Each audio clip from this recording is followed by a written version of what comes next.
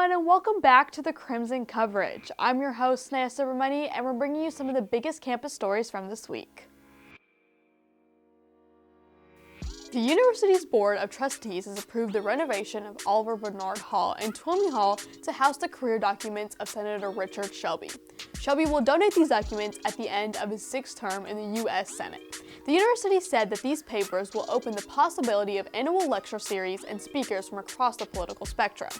Previous plans to acquire Shelby's papers has threatened the Blunt Scholars Program, which occupies the buildings that will soon hold Shelby's documents. John Pace, senior and director of the Blunt Scholars Ambassadors, has said that he is tired of fighting for the Blunt designated buildings.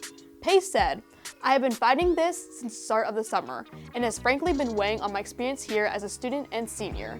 I care deeply about my program and my people." Next, the university has decided to extend its test-optional admissions policy through the fall of 2023. This policy, along with the university's addition to the Common App portal, led to a 70% increase in applications in fall 2021. Previously, it was a student's SAT and ACT scores along with their GPA that determines a student's eligibility for merit-based scholarships. Now that those tests are optional, the university has adopted a more holistic approach to awarding funds. According to an Inside Higher Education survey, test-optional admissions have made college more accessible for low-income, underrepresented, and first-generation students. Provost James Dalton has described this year's freshman class as the most largest and most diverse class yet. Finally, from the news desk, we have an update on the special Senate election.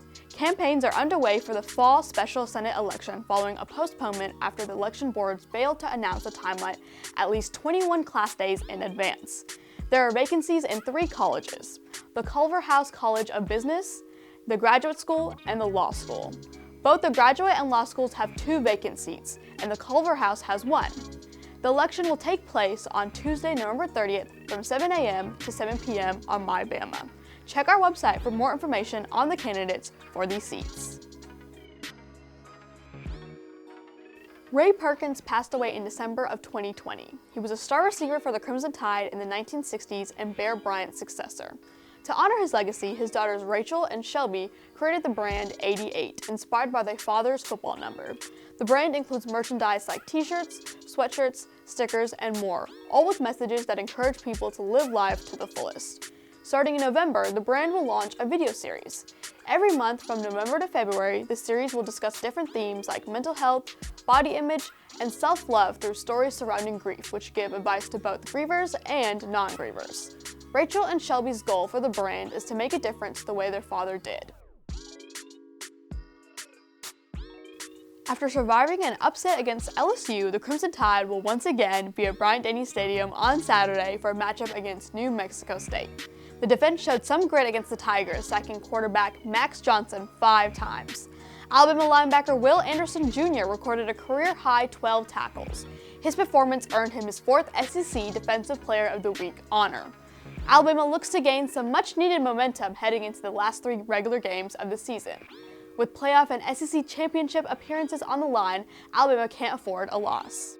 On Monday, the Alabama women's soccer team earned a spot in the 2021 NCAA tournament. The team defeated 2 top 25 teams, Auburn and LSU, en route to their best SEC win percentage since 1998. The team also boasted a 10-2 record at home. Alabama will face Clemson in the first round of the tournament from November 12th to November 14th. Thanks for watching. For full versions of these stories, be sure to check our website. We'll be back next week with more campus updates.